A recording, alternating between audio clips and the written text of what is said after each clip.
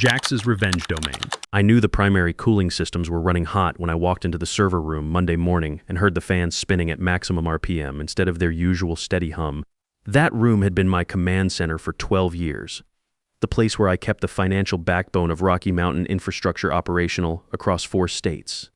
Without me, 8,500 construction workers from Texas to Colorado don't get their paychecks. When construction workers don't get paid, they don't just file complaints. They shut down job sites and walk off critical infrastructure projects. I'm Marcus Walsh, but everyone calls me Mac. 56 years old, and I've been the senior systems administrator here since 2012, after putting in my 20 with the Navy. I run the payroll backend for everything from concrete crews in Houston to crane operators in Denver. It's not flashy work, but it's mission critical. And I know these systems like I knew the navigation computers on my destroyer back in '99 when Y2K threatened to crash every network in the fleet. Let me tell you something about construction payroll. It's not like processing payments for office workers. These guys work in 115-degree heat and sub-zero mountain conditions. They pour concrete for highways that keep America moving. They build hospitals where your family gets treated. They work overtime when tornadoes tear through communities and people need their power restored. They deserve every penny they earn, and they deserve to receive it when promised. The system I maintain isn't some cloud-based solution from a sales brochure. It's a hardened network built on legacy mainframes, custom protocols, and 12 years of modifications that I've applied with the precision of a master chief maintaining critical ship systems. I know every backup procedure, every failure point, every emergency override. When prevailing wage laws changed in New Mexico last year, I reconfigured the calculation matrix in 72 hours. When OSHA updated their reporting requirements, I built the compliance module from scratch while drinking bourbon and listening to Garth Brooks at Thero 300. You want to understand the complexity? Try calculating overtime for a crew that starts a federal highway project in Texas on Monday, moves to a state infrastructure job in Colorado on Wednesday, then finishes the week on a private development in Arizona. Each state has different labor codes, different tax structures, different union protocols. Factor in equipment rental tracking, hazard pay for working near chemical storage, and federal prevailing wages for government contracts. Ashley Rivera's AI algorithms were about to encounter reality, and reality doesn't care about machine learning models, but corporate didn't see it that way. They saw a legacy system requiring expensive maintenance, and they saw me as an obstacle to modernization. That's where Andrew Donovan comes in. Andrew is the VP of Operations, and more importantly, he answers directly to venture capital investors who acquired us 6 months ago. 3 months ago, he arrived with a mandate to streamline operations and eliminate redundancies. Translation: replace experienced personnel with cheaper automated solutions. I'd encountered Andrew a few times in passing. He's one of those executives who wears Italian suits to construction sites and remains in his climate-controlled SUV while real workers sweat in the sun. Got his MBA from some prestigious East Coast school and thinks every operational challenge can be solved with PowerPoint presentations and buzzwords like digital transformation and algorithmic optimization. He's never calculated overtime for emergency storm repair crews, never had to explain to a single mother why her direct deposit failed because some automated system crashed. The meeting happened on a Tuesday. Andrew summoned me to his office along with Rebecca Stone from HR. Rebecca's been here almost as long as I have, but she's always prioritized protecting the company over protecting employees. She carried herself with that nervous energy of someone who knows bad news is coming but has to deliver it professionally. Andrew's office looked like a corporate magazine spread. Glass desk, leather chairs, and a panoramic view of the equipment yard that he probably never actually observed. He was reviewing something on his tablet when I entered, making me wait while he finished whatever urgent task demanded his attention. Mac, Andrew said, not bothering to look up from his device, we're restructuring the IT department, implementing a more agile, cost-effective framework. I settled into the chair across from his desk. What does that mean for payroll operations? That's where this gets exciting. Andrew finally looked at me, displaying the kind of practiced smile that venture capitalists perfect in boardrooms. I want you to meet our new systems consultant, Ashley Rivera. She just completed her PhD in machine learning, and she's developed an incredible AI model that's going to revolutionize how we handle payroll. Here's the thing about venture capital acquisitions. Innovation takes precedence over institutional knowledge every time. I'd seen this pattern before at other companies, but I thought our operation was too critical for that kind of experimentation. I was wrong.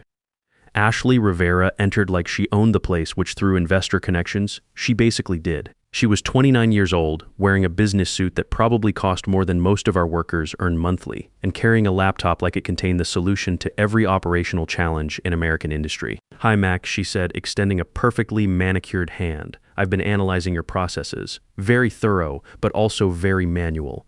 I think we can optimize significantly." The way she said manual made it sound like I was still using punch cards and magnetic tape systems. Optimize how? I asked, though I had a sinking feeling I already knew the trajectory of this conversation. Ashley positioned her laptop on Andrew's glass desk and started navigating through screens with the confidence of someone who'd never watched a critical system fail at 0-200 during an emergency payroll run. "I've developed a comprehensive AI solution that can handle all the calculations you're currently doing with those legacy mainframes. It uses machine learning algorithms to process payroll data, automatically adjusting for regional variables, union contracts, and federal compliance requirements." I stared at her for a long moment.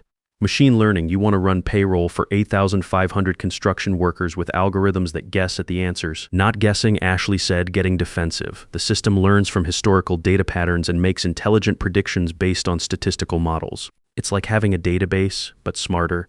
Smarter.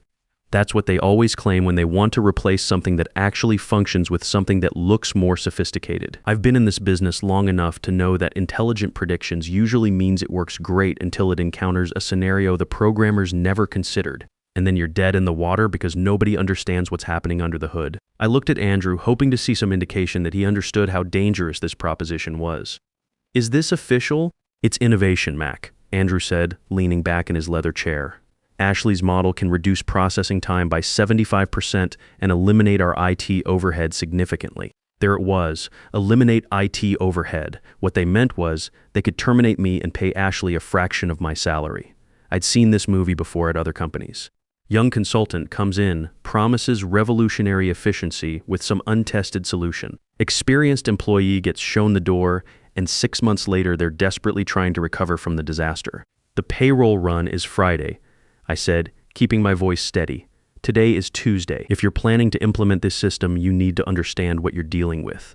I started enumerating on my fingers. "We have prevailing wage calculations for federal contracts, union versus non-union differentials that change based on project type and consecutive days worked, equipment rental tracking that must be cross-referenced with GPS telemetry, OSHA compliance reporting, multi-state tax withholdings where a crew can start the week in Texas and finish it in Colorado." Ashley was nodding along like she was following, but I could see her eyes glazing over. She thought she understood because she'd read about payroll in some academic journal. She had no idea what she was walking into.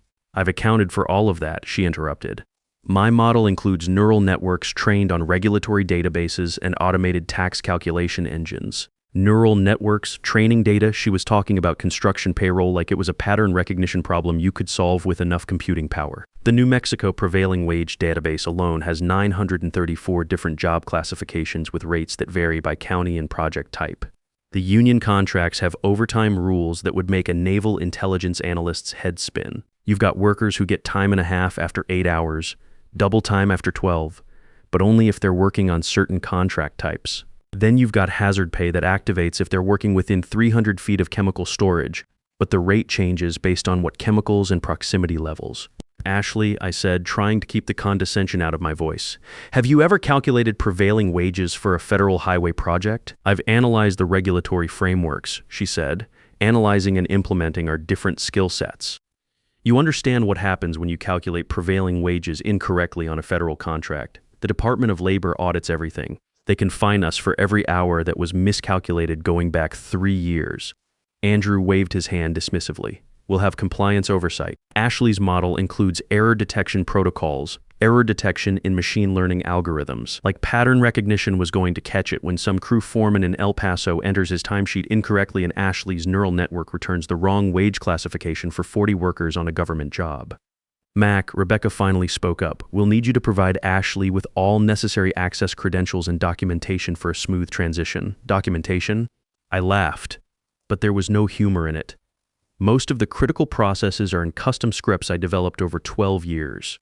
The real operational knowledge isn't documented anywhere. It's institutional memory. That's the reality of systems that actually function in the field. They're not built from textbooks. They're built by people who've been doing the job long enough to know where all the failure points hide." I know that the timekeeper system in the Phoenix warehouse has a synchronization issue where it sometimes creates duplicate entries after 2,300 hours, but only on Wednesdays and only if network latency exceeds certain thresholds. I know that the union contract for concrete crews has a clause about meal breaks that nobody else remembers, but if you don't account for it, workers don't receive their meal penalty compensation. Ashley doesn't know any of that. She has her elegant algorithms with their clean data models, but she's never had to explain to Big Jim Crawford why his crane operators are showing negative hours worked because some calculation went sideways. Then we'll need you to document everything before your departure, Andrew said. And that's when I knew for certain they'd already made their decision. They weren't asking for my input or trying to understand why their plan was guaranteed to fail. They were giving me my termination notice and expecting me to train my replacement. When's my last day, I asked. Friday, Andrew said, after the payroll run. We want to ensure there's a smooth transition, and if the transition isn't smooth.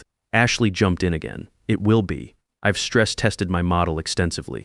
On what data? Sample data sets from the HR system plus simulated scenarios. Sample data, simulated scenarios. She'd tested her revolutionary payroll solution on artificial numbers. It was like testing a ship's navigation system in a swimming pool, and then assuming it would handle the North Atlantic. I stood up, my knees popping the way they do when you've been sitting too long, or when you're about to make a decision you know you'll either regret or celebrate.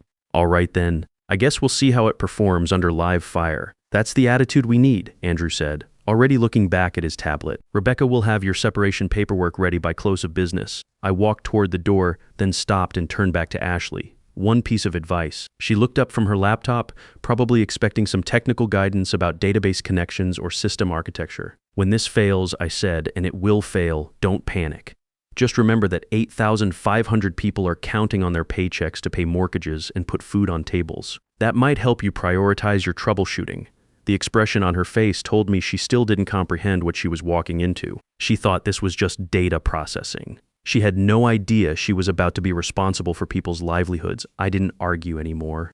I didn't try to explain why Ashley's approach was destined to fail harder than a navigation system with corrupted GPS coordinates.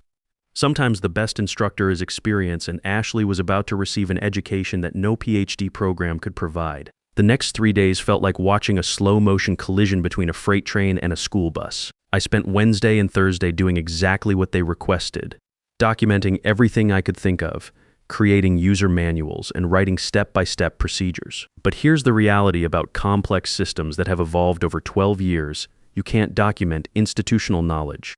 You can't write down the intuition you develop when something doesn't look right, or the instinct that tells you to verify a calculation because it seems off by just enough to matter.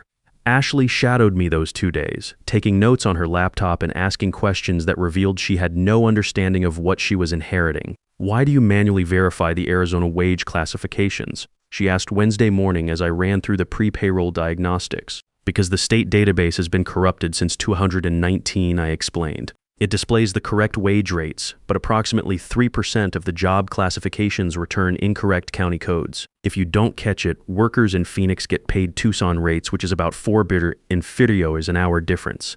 Can't we just repair the database? It's a state government system. We don't control it, we just have to work around the corruption. She made a note on her laptop. I could see her typing fixed state database issue like that was something she could resolve with an email to Sacramento. Thursday afternoon, Ashley was confident enough to start importing live data into her AI system. I watched her upload the raw timesheet files from our 52 different job sites across 4 states. The machine learning algorithms immediately started choking on the data volume. It's just processing, she said, clicking refresh repeatedly while her system struggled through 8,500 employee records. But I could see what was happening. Her neural networks were encountering circular references because she didn't understand how prevailing wage calculations cascade. When you have federal, state, and local wage requirements that can all apply to the same project, you can't just use pattern recognition. You need conditional logic that checks multiple criteria in a specific sequence. Ashley, I said carefully, you might want to test that on a smaller dataset first. It'll stabilize, she replied. But I could hear the uncertainty creeping into her voice as her system's memory usage spiked, and the algorithm started producing error messages. Friday morning arrived, and it was time for the official handoff. Ashley showed up early with her laptop and the kind of nervous energy you see in rookie sailors before their first real storm. Ready to make history? She asked, trying to sound confident. I gathered my personal belongings while she set up at my workstation. coffee mug that said "World's Okayest Systems Admin," photo of my Ford F-150, and a bottle of Jack Daniels I kept for emergencies. Seemed appropriate to take it with me. Something told me they'd need it more than I would. The bank cutoff for direct deposits is noon, I reminded her. After that, people don't get paid until Monday. Understood, Ashley said, already focused on her screen where her AI system was grinding through the payroll data like a wood chipper trying to process steel cables. I started to leave, then stopped. Ashley, one more thing. She wasn't really listening. She was staring at her screen where the machine learning algorithms were displaying error values in about half the calculations. When this crashes, I said, and it will crash. Don't try to fix it by running the algorithms again. Each time you reprocess, you create duplicate entries in the system. Fix the underlying problem first, then rerun. She wasn't absorbing what I was saying. She was too busy watching her elegant AI solution encounter the brutal reality of construction payroll. Rebecca escorted me to the security desk where Eddie Barnes was waiting with my separation paperwork. Eddie's a good man, ex-Marine who understands the value of knowing your job inside and out. Sorry to see you go, Mac, Eddie said as I signed the documents. This doesn't feel right. It's just business, Eddie. Bad business, but business nonetheless. I drove home in my pickup truck, windows down, Alan Jackson on the radio. I should have been angry, but mostly I felt like I was watching a disaster movie where you know the asteroid is going to hit, but the characters haven't figured it out yet. My phone started buzzing around 10:30. Text from Kevin Foster, one of the payroll clerks. Mac, Ashley's AI is showing weird numbers. My overtime calculation says I worked negative hours last week. Then another text from Danny Rivers in the Phoenix office. Dude, according to this payroll report, I make $923 an hour as a concrete finisher. I wish by 1100, my phone was lighting up like a Christmas tree. Workers from all across our territory were seeing their pay stubs in the employee portal, and nothing made mathematical sense. Employee ID numbers were getting mixed up with social security numbers. Job classifications were scrambled beyond recognition. Crane operators were showing up as office clerks. Concrete finishers were listed as executives. The most entertaining one came from Tony Gutierrez, a foreman in El Paso, Mac. My pay stub says I worked 3,247 hours last week, and my net pay is $47,000. Did I rob the company, or did the company rob me? I could picture exactly what had happened during Ashley's data import. Her machine learning algorithms had mixed up the data field mappings. Employee ID numbers were being used as hours worked, and hours worked were being treated as wage rates. The AI was trying to calculate wages using social security numbers as multipliers, but the real catastrophe was still approaching. The weird numbers in the employee portal were just the preview. The main event would arrive at noon when the bank tried to process Ashley's AI-generated payroll file for electronic deposits. At 11:45, my phone rang. Rebecca from HR. Mac, her voice was tight with panic. We need to talk. Ashley's AI system is showing some irregularities. According to her calculations, we owed the federal government $3.1 million in tax withholdings this week, but we'd only collected $190,000 from employee paychecks. I pulled into my driveway and sat in the truck listening to Rebecca explain how Ashley's AI model had managed to create what was essentially a computational black hole. Also, Rebecca continued, the bank is questioning why we're trying to direct deposit $83,000 to one concrete mixer in Albuquerque while simultaneously deducting $31,000 from a crane operator's account for something called algorithmic processing fees. Has anyone informed Andrew yet? He's in investor meetings all day. Ashley said she could resolve it. Famous last words. I'd heard them before from every overconfident consultant who thought they could patch a sinking ship with PowerPoint presentations and good intentions. Rebecca, I said you might want to cancel those meetings. By 200, Rocky Mountain Infrastructure wasn't a construction company anymore. It was a disaster zone. The bank had rejected Ashley's AI-generated payroll file so hard it probably triggered their fraud detection algorithms. According to their automated response, we were attempting to transfer invalid amounts to invalid accounts using invalid processing protocols. The employee portal had crashed under the weight of 8,500 workers trying to figure out why their pay stubs looked like they'd been generated by a malfunctioning slot machine. Some workers were showing overtime rates of $923 an hour. Others had negative salaries and somehow owed the company money for the privilege of working there. But the real fireworks started when the union got involved. Big Jim Crawford has been representing construction workers for 28 years. He's built like a linebacker, talks like a drill sergeant, and has zero tolerance for corporate incompetence. When his people don't get paid, Jim doesn't send strongly worded emails. He shuts everything down.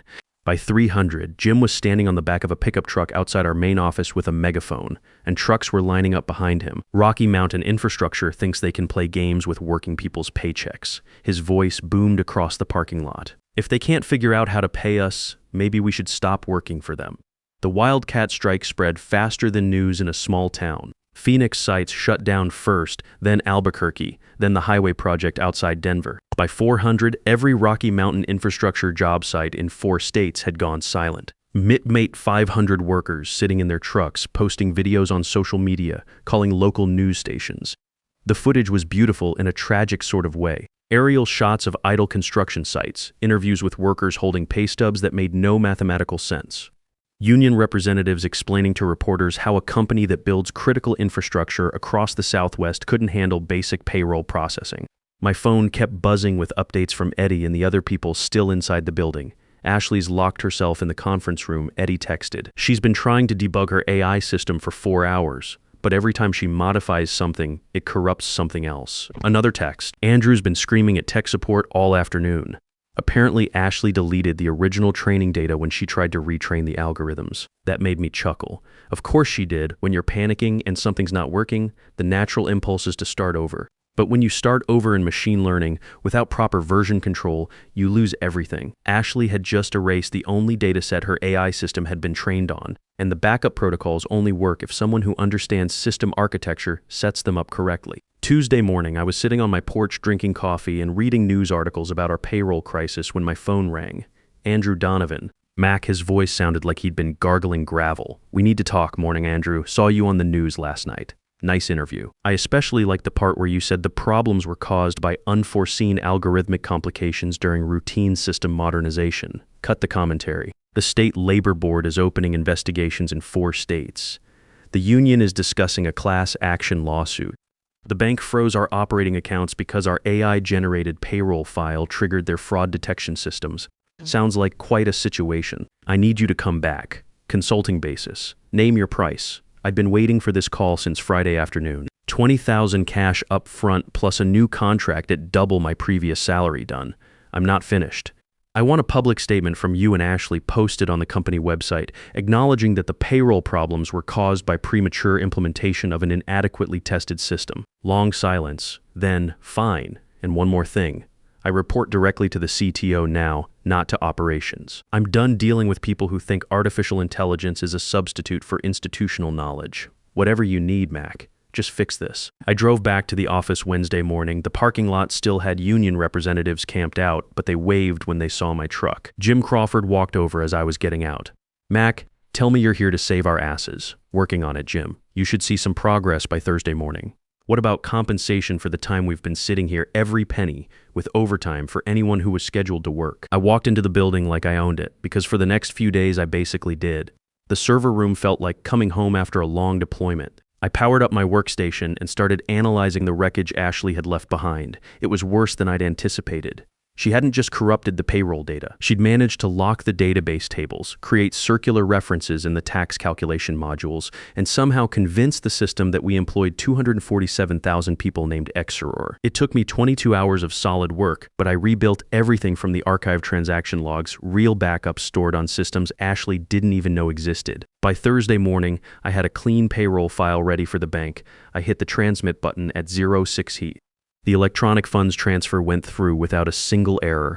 500 workers would wake up to find their correct paychecks waiting, plus overtime compensation for the days they'd lost sitting in parking lots. Friday morning, I walked into Andrew's office. He looked like he'd aged 10 years in a week. "It's done," I said. "Everyone's been paid correctly, including compensation for the strike days." "Thank you," he said quietly. "Where's Ashley?" "Reassigned to market research." Turns out venture capital connections only go so far when you cost the company millions of dollars and nearly trigger federal investigations. "In your new office?" Andrew gestured toward the corner office with windows overlooking the equipment yard. "All yours. Had them install a new coffee machine." I walked to my new desk and sat down in the leather chair. Through the window, I could see the construction sites coming back to life. Cranes moving, trucks rolling out with full crews. My phone buzzed with a text from Sarah, my 17-year-old granddaughter. "Grandpa heard about your promotion on the news. Does this mean my college fund is safe?" I opened my desk drawer and pulled out the bottle of Jack Daniels I'd been saving for a special occasion. This qualified, sometimes experience trumps innovation. Sometimes institutional knowledge beats artificial intelligence. And sometimes when venture capital tries to fix what isn't broken, they learn the hard way that some jobs require more than algorithms and machine learning models. I poured a shot into my coffee mug and raised it toward the window. Here's to keeping the infrastructure running and making sure working people get what they've earned. That's worth celebrating. Listen, if you're a man in your 50s reading this, you've probably felt the pressure yourself. Some young consultant with impressive credentials telling you that your years of experience can be replaced by technology. Maybe it's happening at your company right now. Here's what I learned. Don't let them convince you that your knowledge doesn't matter. Stand your ground. Document what you know, but don't give away the institutional wisdom that took decades to develop.